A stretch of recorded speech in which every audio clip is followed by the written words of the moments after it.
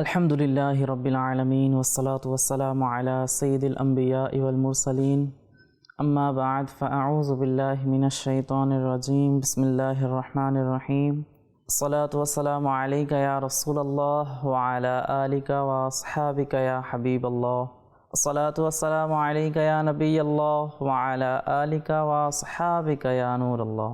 মাদানী চ্যানেলের দর্শকবৃন্দ, আপনাদের সামনে আবারও উপস্থিত হয়েছি নতুন এক অনুষ্ঠান নিয়ে, যে অনুষ্ঠানের নাম জ্ঞান ও প্রজ্ঞার স্রোতধারা। ইনশাআল্লাহ আমরা এই অনুষ্ঠানে ধারাবাহিকভাবে বিশেষ বিশেষ আলোচ্য বিষয় নিয়ে নির্দিষ্ট একটি টপিক নিয়ে আলোচনা করার চেষ্টা করব, যে রাসূলুল্লাহ সাল্লাল্লাহু আলাইহি ওয়াসাল্লাম এর জ্ঞান ও হিকমতে পরিপূর্ণ বাণীতে আমাদের জন্য কী শিক্ষণীয় বিষয় রয়েছে।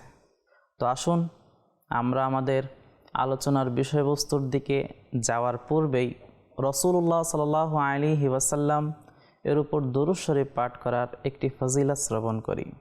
সাআদাতুদ দারাইন কিতাবের মধ্যে রয়েছে গাউসুজ্জামান শেখ আব্দুল আজিজ দাব্বাগ রহমতুল্লাহি আলাইহি, তিনি বলেন, আল্লাহ সুবহানাহু ওয়া তাআলা জান্নাত যে রয়েছে, জান্নাতের চারপাশে কিছু ফেরেশতা রয়েছে যারা রাসূলুল্লাহ সাল্লাল্লাহু আলাইহি ওয়াসাল্লাম এর উপর দুরূদ শরীফ পাঠ করে, এবং তাদের এই দুরূদ শরীফ পাঠ করার কারণে জান্নাত ক্রমাগত বৃদ্ধি হতে থাকে, অর্থাৎ দিন দিন বেড়ে যায়, বড় হতে থাকে।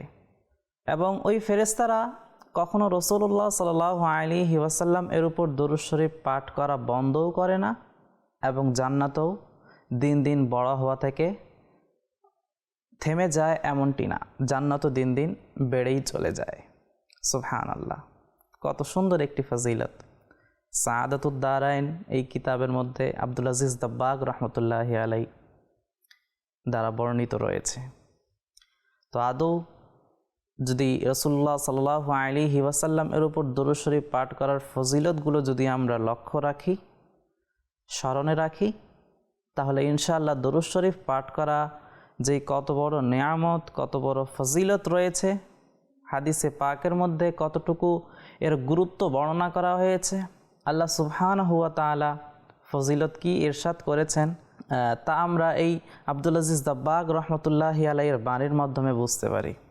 যেহেতু জান্নাত দিন দিন বড় হচ্ছে এই দুরূদ শরীফ পাঠ করার কারণে, তার মানে বোঝাই গেল দুরূদ শরীফ কোনো সাধারণ আমল নয়। তো আসুন আমরাও নিয়ত করে নেই যে যখনই যেভাবেই আমরা সময় পাই, আমরা আমাদের এই সময়গুলোকে মূল্যবান মনে করি এবং রাসূলুল্লাহ সাল্লাল্লাহু আলাইহি ওয়াসাল্লামের উপর দুরূদ শরীফ পাঠ করার চেষ্টা করি। আসুন আমরাও একবার দুরূদ শরীফ পাঠ করি। সাল্লু আলাল হাবিব সাল্লাল্লাহু তাআলা আলা মুহাম্মদ সাল্লাল্লাহু আলাইহি ওয়াসাল্লাম। মাদানী চ্যানেলের দর্শকবৃন্দ, আজ আমরা একটি টপিক নিয়েছি জ্ঞান ও প্রজ্ঞার স্রোতধারা এই অনুষ্ঠানের মধ্যে। যেই টপিক নিয়ে আমরা আলোচনা শ্রবণ করব, টপিকটা হলো কানাআত বা অল্পে তুষ্ট। কানাআত কাকে বলে, কিভাবে অর্জন করা যেতে পারে, কানাআতের সম্পর্কে আল্লাহ এবং তার রাসূল সাল্লাল্লাহু আলাইহি ওয়াসাল্লাম কি ইরশাদ করেছেন, আসলে প্রকৃতপক্ষে সুখী বান্দা কে, সুখী মানুষ কে, সেই বিষয়ে ইনশাআল্লাহ আমরা আলোচনা শ্রবণ করব। তো আসুন মাদানী চ্যানেলের দর্শকবৃন্দ, যে যেখান থেকে আমাদের এই অনুষ্ঠান দেখছেন, সবাইকে জানাই আন্তরিক শুভেচ্ছা ও মোবারকবাদ। বর্তমান যুগ ভোগবাদ, প্রতিযোগিতা ও অস্থিরতার যুগ। মানুষ দিন দিন যতই পাচ্ছে ততই অশান্ত হচ্ছে, অথচ ইসলাম কি আমাদের এটাই শিক্ষা দেয়? আল্লাহ সুবহানাহু ওয়া তাআলা আপনাকে আমাকে যতটুকু দিয়েছে এটি পাওয়ার পর শুকরিয়া আদায় করা, নাকি আরও কামনা করা? দিন দিন আমরা শুধু ভোগ বিলাসিতার দিকেই দৌড়ে চলব। আসলে কি ইসলামের শিক্ষা এটি, নাকি অন্য কিছু? প্রকৃত সুখ মানুষ মনে করে যার কাছে যত বেশি টাকা রয়েছে, যার কাছে যত বেশি সম্পদ রয়েছে, যার কাছে যতটুকু বাড়িঘর রয়েছে, সন্তান সন্ততি রয়েছে, সেই ব্যক্তি প্রকৃতপক্ষে সুখী। আসলে কোরআনে কারীমের দিকে যদি আমরা যাই, কোরআন আপনাকে আমাকে কি বলছে? আসলে প্রকৃতপক্ষে সুখে কারা রয়েছে? যেমন কোরআনুল কারীমের মধ্যে আল্লাহ সুবহানাহু ওয়া তাআলা সূরাতুন নিসা এর আয়াত নং 32-এর মধ্যে ইরশাদ করেন, বিসমিল্লাহির রহমানির রহিম, ওয়ালা তাতামান্নাউ মা ফাদ্দালাল্লাহু বিহি বা'দাকুম আলা বা'দ। অর্থাৎ আল্লাহ তোমাদের কাউকে যা দ্বারা অন্যের উপর শ্রেষ্ঠত্ব দিয়েছে তা কামনা করো না। আসলে এই আয়াতের মধ্যে আল্লাহ সুবহানাহু ওয়া তাআলা আমাদের শিক্ষা দিচ্ছেন, অন্যের সম্পদ, পদ, সম্মান দেখে হিংসা করো না, আল্লাহর বন্টনে সন্তুষ্ট থাকো। সুবহানাল্লাহ। আল্লাহ সুবহানাহু ওয়া তাআলা বান্দাকে কত ভালোবাসেন। বান্দাকে বলছেন যে আল্লাহ সুবহানাহু ওয়া তাআলা বান্দার জন্য, যার জন্য যতটুকু প্রয়োজন, যতটুকু ভালো, ততটুকুই দিয়েছেন। কাউকে বেশি সম্পদ দিয়েছে, কাউকে আল্লাহ সুবহানাহু ওয়া তাআলা বেশি সন্তান দিয়েছে, কাউকে শুধুমাত্র পুত্র সন্তান দিয়েছে, কাউকে আবার শুধুমাত্র মেয়ে সন্তান দিয়েছে। যারা মেয়ে সন্তান পেয়েছে তারা পুত্র সন্তানের জন্য আশাবাদী, যারা পুত্র সন্তান পেয়েছে তারা মেয়ে সন্তানের জন্য আশাবাদী। আল্লাহ সুবহানাহু ওয়া তাআলা যাকে একটি ঘর দিয়েছে, বর্তমান যুগে দেখা যায় সে আরেকটি ঘরের আশাবাদী। যার কাছে একটি গাড়ি রয়েছে সে আরেকটি গাড়ির আশাবাদী। আসলে আল্লাহ সুবহানাহু ওয়া তাআলা বলেন, আল্লাহ সুবহানাহু ওয়া তাআলা তোমাদের জন্য যার জন্য যতটুকু রেখেছে তোমরা এটাকে স্মরণ রাখো, তোমরা এটার উপর সন্তুষ্ট থাকো, তোমরা এখানে বাড়াবাড়ি করিও না। ঠিক আল্লাহ সুবহানাহু ওয়া তাআলা আরেকটি জায়গায় ইরশাদ করেন সূরা তালাক এর আয়াত নং 3-এর মধ্যে, বিসমিল্লাহির রহমানির রহিম, ওয়া মান ইয়াতাওয়াক্কাল আলাল্লাহি ফাহুয়া হাসবুহু। অর্থাৎ যে ব্যক্তি আল্লাহর উপর ভরসা করে আল্লাহ তার জন্য যথেষ্ট। অর্থাৎ তাওয়াক্কুল ও সন্তুষ্টি এ দুটো একসাথেই চলে। সুবহানাল্লাহ। আল্লাহ সুবহানাহু ওয়া তাআলা বলছেন যে তোমরা মানুষের সম্পদের দিকে না তাকিয়ে আল্লাহ সুবহানাহু ওয়া তাআলার দিকে লক্ষ্য রাখো। আল্লাহ সুবহানাহু ওয়া তাআলা তোমার জন্য যা ভালো মনে করেছে সেটাই তোমাকে দিয়েছে, যা আমরা আরবিতে কানাআত বলি, অল্পে তুষ্ট থাকা। আল্লাহ সুবহানাহু ওয়া তাআলা যতটুকু দিয়েছে এর উপর সন্তুষ্টি প্রকাশ করা, এর উপর নারাজ না হওয়া। এটা না বলা যে আল্লাহ সুবহানাহু ওয়া তাআলা আমার পাশের বাড়িতে, আমার ডান পাশের বাড়িতে, আমার এলাকা, আমার মহল্লার চারপাশ যেই সমস্ত বাড়িঘর রয়েছে সবাইকে আল্লাহ সুবহানাহু ওয়া তাআলা খুশিতে রেখেছে, আমাকে পেরেশানির মধ্যে রয়েছে। আল্লাহ সুবহানাহু ওয়া তাআলা সবাইকে নাজ নেয়ামত দ্বারা ধন্য করেছে, সবাইকে সব রকমের সুযোগ সুবিধা দিয়েছে, আমাকে মুসিবতের মধ্যে গ্রেফতার করে রেখেছে। না, মাদানী চ্যানেলের দর্শকবৃন্দ, ব্যাপারটা এমন না। আল্লাহ সুবহানাহু ওয়া তাআলা যাকে ভালোবাসেন তাকে আগে পরীক্ষার মধ্যে ফেলে দেন, তাকে যাচাই বাছাই করেন। আল্লাহ সুবহানাহু ওয়া তাআলা কোরআনের একটি আয়াতের মধ্যে বলেন, বিসমিল্লাহির রহমানির রহিম, আহাসিবান নাসু আইয়ুতরাকু আইয়াকুলু আমান্না ওয়া হুম লা ইফতানুন। মানুষ কি এটা মনে করে যে তারা শুধুমাত্র এই কথা বলে ফেলেছে যে আমরা আল্লাহর উপর ঈমান এনেছি এবং তাদের কোনো পরীক্ষা নিরীক্ষা করা হবে না? তার মানে আপনার উপর পরীক্ষা আসছে, অর্থাৎ আল্লাহ সুবহানাহু ওয়া তাআলা এই পরীক্ষার মাধ্যমে, এই বিপদের মাধ্যমে আপনার গুনাহগুলোকে মুছে ফেলবে।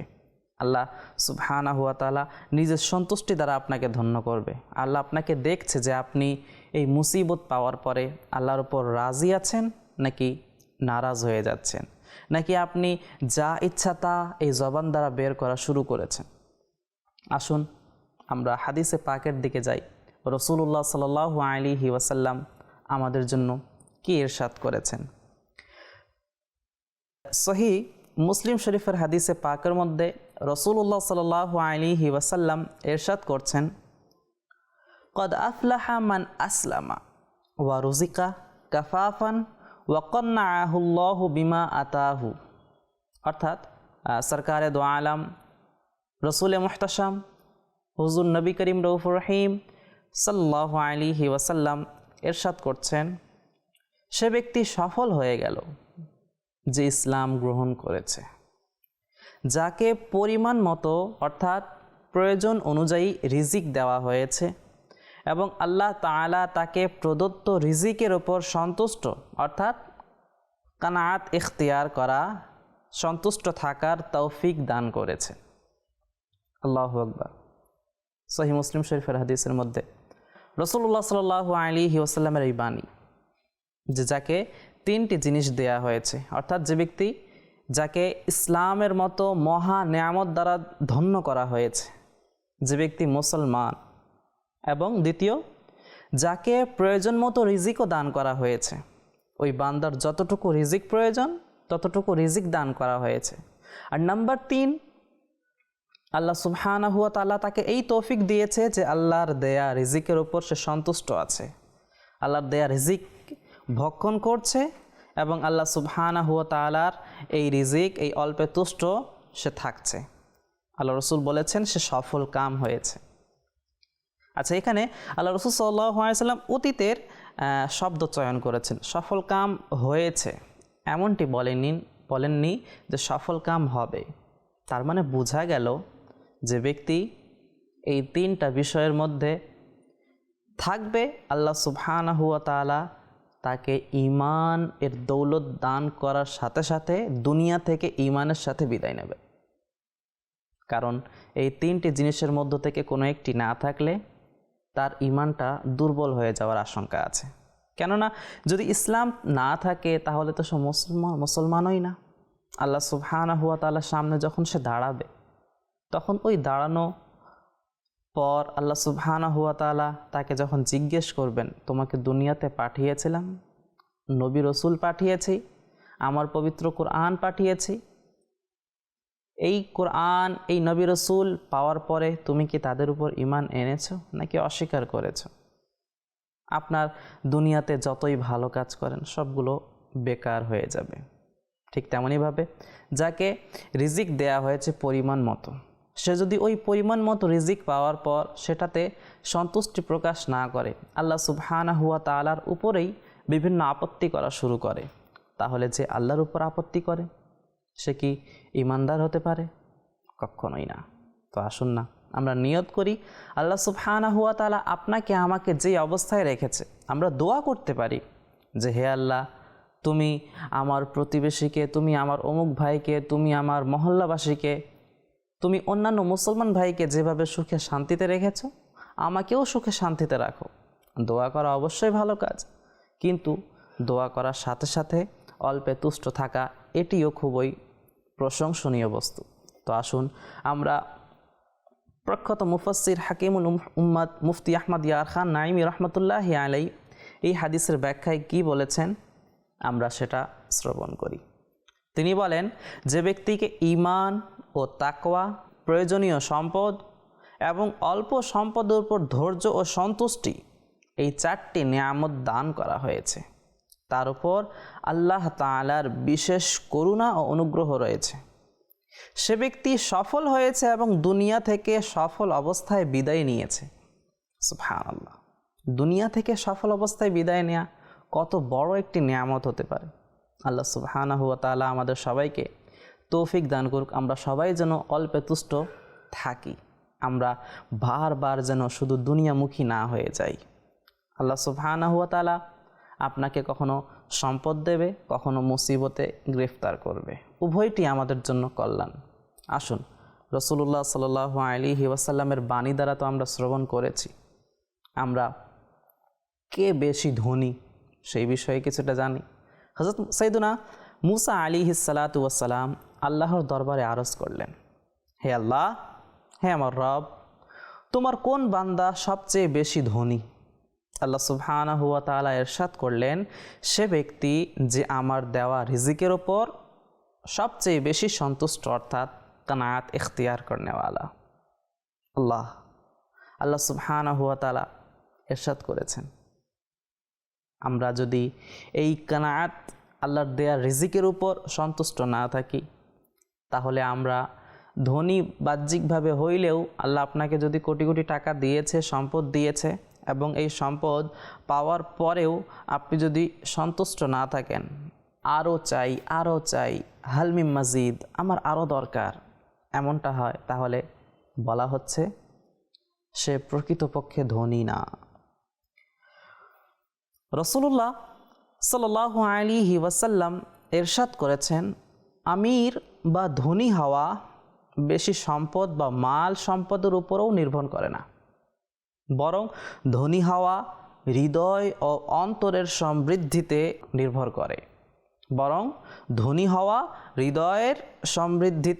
নির্ভর করে। হ্যাঁ, আমরা সমাজের মধ্যে একটি কথা শুনে থাকি যে আসলে যার কাছে সম্পদ আছে তার যদি অন্তর বড় না থাকে তাহলে সে কৃপণ ব্যক্তিদের অন্তর্ভুক্ত হয়ে যায়। আর যার কাছে সম্পদ নেই, সামান্য সম্পদ, দিন আনে, দিন কামাই করে, দিন খেয়ে সারাটা দিন এভাবে কাটিয়ে দেয়। আল্লাহ সুবহানাহু ওয়া তাআলার জন্য নামাজ আদায় করে, রোজা ফরজ হলে রোজা আদায় করে, জাকাত ফরজ হলে জাকাত আদায় করে। আল্লাহ সুবহানাহু ওয়া তাআলা ওই ব্যক্তিকে যদি সামর্থ্য তৌফিক দেয় তাহলে সে হজ আদায় করে, হজ পালন করে। রাসূলুল্লাহ সাল্লাল্লাহু আলাইহি ওয়াসাল্লাম যেই কত সুন্দর বলেছেন যে মানুষ যে ধনী নাকি গরিব এটা সম্পদের উপর নির্ভর করে না, কিন্তু আমরা সম্পদের উপর নির্ভর করি। যার কাছে বেশি সম্পদ মনে করি সে তো বেশি টাকাওয়ালা, বেশি ধনী, সেই তো সম্মানিত। অথচ আল্লাহ সুবহানাহু ওয়া তাআলার কাছে কি এই টাকা সম্পদ হওয়াটা এটাই কি সম্মানিত হওয়ার জন্য আবশ্যকীয় বস্তু? না। আল্লাহ রাসূল সাল্লাল্লাহু আলাইহি ওয়াসাল্লামের এই হাদিস দ্বারা আমরা জানতে পারলাম। প্রখ্যাত মুফাসসির হাকিমুল উম্মত মুফতি আহমদ ইয়ার খান নাইমি রহমতুল্লাহি আলাইহি এই হাদিসের ব্যাখ্যায় বলেছেন, হৃদয়ের সমৃদ্ধি বলতে বোঝায় সন্তুষ্টি অর্থাৎ কানাআত, ধৈর্য এবং আল্লাহর সিদ্ধান্তে রাজি থাকা। হ্যাঁ মাদানী চ্যানেলের দর্শকবৃন্দ, হৃদয়ের সমৃদ্ধি দ্বারা তিনটি উদ্দেশ্য করা হয়। মুফতি আহমদ ইয়ার খান নাইমি রহমতুল্লাহি আলাইহি তিনি কত সুন্দর বলেছেন না। একটি হলো সন্তুষ্টি, আল্লাহর দেয়া সম্পদ, আল্লাহর দেয়া নেয়ামতের উপর সন্তুষ্ট থাকা। আর নাম্বার 2 ধৈর্য ধারণ করা, যতটুকু দিয়েছে ততটুকুর উপর ধৈর্য ধারণ করা। আর নাম্বার 3 আল্লাহর সিদ্ধান্তের উপর রাজি থাকা। এটাই তো তাকদিরের ফয়সালা না, এটাকেই তো আমরা তাকদির বলি। আমরা সবাই জানি যে তাকদিরের উপর বিশ্বাস করা ঈমান নিয়ে আসা আবশ্যকীয় বস্তু। বেরাতুল মানাজির মধ্যে তিনি এই কথা বর্ণনা করেছেন। মাদানী চ্যানেলের দর্শকবৃন্দ, আসুন আমরা হাদিসে পাকের মধ্যে আরও একটি ইরশাদ শ্রবণ করি। যেমনইভাবে নূরে মুজাসসাম রসুলে মুহতাশাম সাল্লাল্লাহু তাআলা আলাইহি ওয়া আলিহি ওয়াসাল্লাম ইরশাদ করেছেন, কানাআত এমন একটি সম্পদ যা কখনো শেষ হয় না। কানাআত এটিও একটি যে সম্পদ এটা আমরা ভুলে গিয়েছি।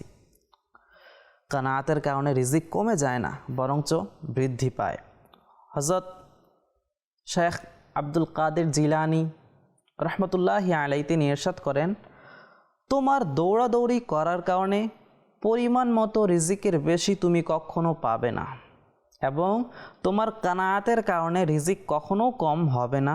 তাই আল্লাহর সন্তুষ্টিতে সন্তুষ্ট থাকো। আল্লাহু আকবার। গৌসে জামান, গৌসে পাক, আমরা সবাই জানি যে এমন একজন মহা পীর, বড় পীর আব্দুল কাদের জিলানী রহমতুল্লাহি আলাইহি, তিনার এই বাণীটা আসলে একজন ব্যক্তির সংশোধনের জন্য খুবই আবশ্যক। তিনি বলেন যে তুমি যতই দৌড়াদৌড়ি করো, তোমার এই দৌড়াদৌড়ি করার কারণে পরিমাণ মতো রিজিকের বেশি তুমি কখনো পাবে না। তোমার কপালে, তোমার ভাগ্যে যতটুকু আছে, যেভাবে আছে তুমি সেভাবেই পেয়ে যাবে। কানাআতের কারণে রিজিক কমে না, বরং মর্যাদা বৃদ্ধি পায়। ইতিহাসের পাতাগুলো যদি উল্টে দেখা হয় তাহলে হযরত সাইয়েদুনা আবু দারদা, হযরত সাইয়েদুনা উমর ইবনে আব্দুল আজিজ রাদিয়াল্লাহু তাআলা আনহুমা, তো অসংখ্য বুজুর্গানে দিন এমন রয়েছে যারা পৃথিবীতে কানাআতের এমন উজ্জ্বল উদাহরণ স্থাপন করেছেন যে ইতিহাস তাদেরকে সোনালী ভাষায় স্মরণ করেছে। তো আসুন আমরা কিছু ঘটনাও শ্রবণ করি যে আমাদের বুজুর্গানে দিন আলাইহির রাহমা, যে তুমি যতই দৌড়াদৌড়ি করো, তোমার এই দৌড়াদৌড়ি করার কারণে পরিমাণ মতো রিজিকের বেশি তুমি কখনো পাবে না।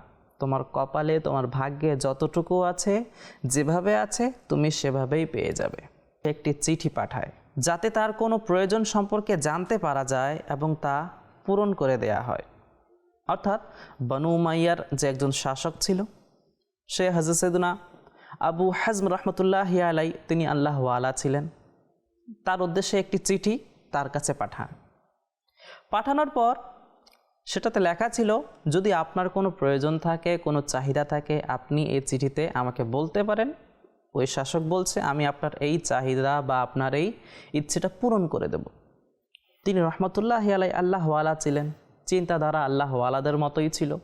তিনি রহমতুল্লাহি আলাই উত্তর দিলেন, আমি আমার সমস্ত প্রয়োজন আমার মালিক আল্লাহ তাআলার দরবারে উপস্থাপন করি। যেগুলো তিনি পূরণ করে দেন সেগুলোতে আমি আনন্দিত হই, আর যেগুলো তিনি স্থগিত রাখেন সেগুলো নিয়ে আমি সন্তুষ্ট থাকি, অর্থাৎ কানাআত ইখতিয়ার করি। আল্লাহু আকবার। বুজুর্গানে দ্বীন আলাইহির রহমার পদ্ধতি কেমন ছিল? দুনিয়ার মন্ত্রী, দুনিয়ার রাজা বাদশাহ, দুনিয়াবী শাসক, তাদের কাছে চিঠি পাঠাতো, আপনার কোনো প্রয়োজন থাকলে বলুন আমাকে। তিনি বলেন, আপনি কে? আপনি তো আমার ওই রবেরই মাখলুক না, আমার ওই রবেরই বান্দা, যেই আমাকেও খাওয়াচ্ছে, আমাকেও পড়াচ্ছে, আমাকেও জীবিত রেখেছে, আবার আমাকেই মৃত্যু দান করবে। ওই বান্দা, ওই রবের আপনিও তো বান্দা, আমি আপনার কাছে কেন চাইব? আপনি কে যে আপনি আমার চাহিদা পূরণ করবেন? আপনি কি আমার কাছে এরকম, আপনি কি আমার চাহিদাগুলো পূরণ করবেন? না, আপনি তো নিজেই মুখাপেক্ষী। তো আমার প্রয়োজন নেই যে আপনার কাছে কোনো সাহায্য নেই, বরঞ্চ আমার আল্লাহ সুবহানাহু ওয়া তাআলাই আমার জন্য যথেষ্ট। তিনি যা ভালো মনে করেন, আমি যদি তার কাছে চাই, যতটুকু দেন আমি সন্তুষ্ট থাকি, খুশি হই। আর যদি না দেন, সাময়িক সময়ের জন্য এটি স্থগিত হয়ে থাকে, তাহলে আমি আল্লাহ সুবহানাহু ওয়া তাআলার দেয়া পদ্ধতি, আল্লাহ সুবহানাহু ওয়া তাআলা দেয়া সম্পদের উপর কানাআত ইখতিয়ার করি, অল্পে তুষ্ট থাকি। ঠিক তেমনইভাবে আরেকটি আমরা ঘটনা শ্রবণ করি, ঈমানকে তাজা করনেওয়ালা, আমাদের ঈমানকে নতুন রূপে উজ্জীবিত করবে। হযরত সাইয়েদনা শাকীক রহমতুল্লাহি আলাই তিনি বর্ণনা করেন, আমি আমার এক বন্ধুর সঙ্গে হযরত সাইয়েদনা সালমান ফারসি রাদিয়াল্লাহু তাআলা আনহুর দর্শনে গিয়েছিলাম। তিনি আমাদের রুটি ও লবণ দিয়ে অতিথি আপ্যায়ন অর্থাৎ মেহমানদারি করেছিলেন। আমার বন্ধু বলল, যদি পুদিনার পাতা থাকতো তবে আরও ভালো হতো, অর্থাৎ পুদিনার চাটনি জাতীয় এরকম কোনো কিছু। তিনি বলেন, আমার বন্ধু যে আমার সাথে গিয়েছিল সে বলতে লাগলো, যদি পুদিনা থাকতো তবে আরও ভালো হতো। তখন তিনি রাদিয়াল্লাহু তাআলা আনহু বাহিরে গিয়ে নিজের লৌটা জামিনে রেখে পুদিনা এনে দিলেন।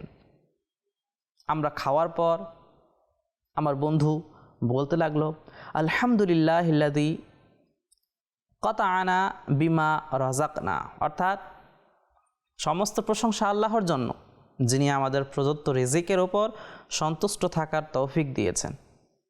এতে হযরত সাইয়েদনা সালমান ফারসি রাদিয়াল্লাহু তাআলা আনহু ইরশাদ করলেন, যদি তোমরা আল্লাহর দেয়া রিজিকে সন্তুষ্ট থাকো তবে আমার লৌটা জামিনে পড়তো না। আল্লাহু আকবার। বর্ণিত আছে, হযরত সাইয়েদনা ইব্রাহিম রহমতুল্লাহি আলাই খোরাসানের ধনী ব্যক্তিদের মধ্যে ছিলেন। একদিন তিনি নিজের প্রাসাদ থেকে বাহিরে দেখছিলেন, তখন একজন ব্যক্তিকে লক্ষ্য করলেন যার হাতে এক টুকরো রুটি ছিল, যেটি সে খাচ্ছিল। খাবার শেষে সে ঘুমিয়ে পড়ল। হযরত সাইয়েদনা ইব্রাহিম রহমতুল্লাহি আলাই একটি দাসকে বললেন, যখন এই ব্যক্তি জাগ্রত হবে তখন তাকে আমার কাছে নিয়ে আসো। যখন সে জাগ্রত হলো, দাস তাকে হযরত সাইয়েদনা ইব্রাহিম রহমতুল্লাহি আলাই এর কাছে নিয়ে এলো। তিনি রহমতুল্লাহি আলাই তাকে জিজ্ঞেস করলেন, রুটি খাওয়ার সময় তুমি কি ক্ষুধার্ত ছিলে? সে বলল, হ্যাঁ। তিনি রহমতুল্লাহি আলাই আবার জিজ্ঞেস করলেন, এই রুটির টুকরো খেয়ে তুমি কি তৃপ্ত হয়েছ? সে বলল, হ্যাঁ, আমি তৃপ্তি পেয়েছি, আমি তৃপ্ত হয়েছি।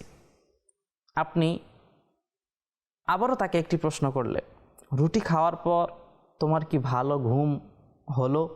সে বলল, হ্যাঁ। এই কথাগুলো শুনে হযরত সাইয়েদনা ইব্রাহিম রহমতুল্লাহি আলাই চিন্তা করলেন, যদি একটি রুটির টুকরো দিয়েও জীবন চালানো যায় তবে আমি এত দুনিয়া অর্থাৎ টাকা পয়সা নিয়ে কি করব? মাদানী চ্যানেল দর্শকবৃন্দ, ঘটনাটা যদিও বা খুবই ছোট, কিন্তু শিক্ষাটা অনেক বড়। খোরাসানের ধনী ব্যক্তি ছিলেন, রাজপ্রাসাদে থাকতেন, কিন্তু হঠাৎ কোনো একদিন নজর পড়ে গেল কোথায়? বাহিরে একটি ফকিরের উপর, একটি গরিব ব্যক্তির উপর, যে রুটির একটি টুকরো দিয়ে সুন্দর করে জীবিত ছিল, সুন্দর করে খাবার খাচ্ছিল। রব তাবারাকা ওয়া তাআলা দেয়া নেয়ামতের উপর সন্তুষ্টি ছিল, রব তাবারাকা ওয়া তাআলার কানাত ইখতিয়ার করেছিল, অর্থাৎ আল্লাহ সুবহানাহু ওয়া তাআলা তাকে যেই সম্পদ দিয়েছেন, তো সম্পদ তো বাহ্যিকভাবে তার কাছে ছিল না, কিন্তু তার কাছে সবচেয়ে বড় সম্পদ ছিল অল্পে তুষ্ট থাকা। রুটি খেয়ে ওনার জীবন চলে যাচ্ছিল, কিন্তু তিনি যখন তাকে ডাক দিয়ে বললেন, তোমার কি জীবন এভাবে চলে যায়? তুমি কি এভাবে জীবনটা পার করে দিচ্ছ? তোমার কি এই রুটি খাওয়ার পর ঘুম ভালো হয়েছে? তিনি কি বললেন? হ্যাঁ, আমি আল্লাহর সন্তুষ্টির উপর সন্তুষ্ট। মাদানী চ্যানেলের দর্শকবৃন্দ, এই যে কয়েকটি ঘটনা, কোরআনের আয়াত এবং রাসূলুল্লাহ সাল্লাল্লাহু আলাইহি ওয়াসাল্লামের হাদিস দ্বারা আমরা কি জানতে পারি? এটাই শিখতে পারি যে আল্লাহ সুবহানাহু ওয়া তাআলা যাকে এই অল্পে তুষ্ট থাকার নেয়ামত দ্বারা ধন্য করেছেন, ওই ব্যক্তি প্রকৃতপক্ষে সুখী। অথচ আমরা এই সুখ দুনিয়ার টাকা পয়সা, দুনিয়ার লোভ লালসার দিকে ছুঁড়ে ফেলি, যে আমরা সুখে কিভাবে থাকব, আমরা কিভাবে উন্নতি করব, এই সমস্ত বিষয় নিয়ে আমাদের চিন্তা চেতনা। অথচ শয়তান আমাদের পেছনে লেগেই আছে, কখন আমাদের ঈমানটা বরবাদ করে দেবে, এই দিকে আমাদের ধ্যান নেই। আসুন আমরা সর্বশেষ কিছু পদ্ধতি শুনি যে আমরা কানাত কিভাবে অর্জন করতে পারি। আল্লাহ সুবহানাহু ওয়া তাআলার যা নেয়ামত আমাদেরকে দিয়েছেন, প্রত্যেকটি নেয়ামত পাওয়ার পরে আলহামদুলিল্লাহ বলা, যা আছে তাতে কৃতজ্ঞতা প্রকাশ করা। হ্যাঁ, অল্পেই সন্তুষ্ট থাকা, বেশি চাওয়া না, বেশি চাওয়া যাবে না। যতটুকু আল্লাহ সুবহানাহু ওয়া তাআলা আমাদের কপালে, আমাদের ভাগ্যে রেখেছেন, আমরা তো তা প্রত্যেক অবস্থাতে পেয়েই থাকবো না। তাহলে এইখানে আমাদের বাড়াবাড়ি করার দরকার কি?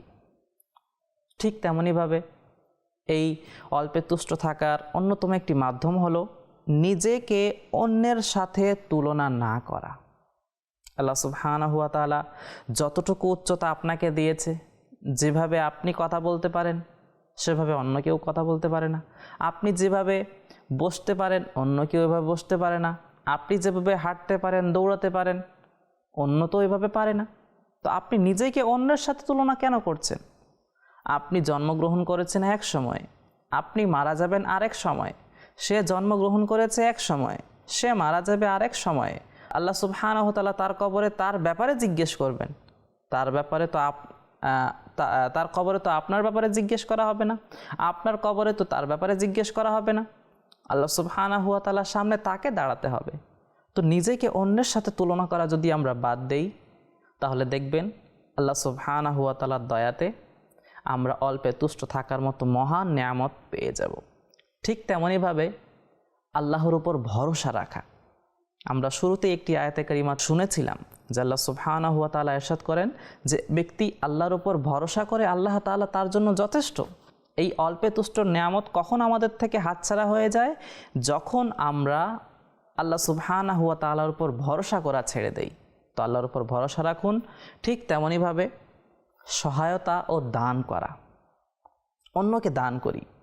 কেননা হাদিসে পাকের মধ্যে আসছে, মা নাকাসা মালু আবদিন মিন সাদাকা, বান্দার মাল সাদকা করার কারণে কমে যায় না, বরঞ্চ বৃদ্ধি পায়।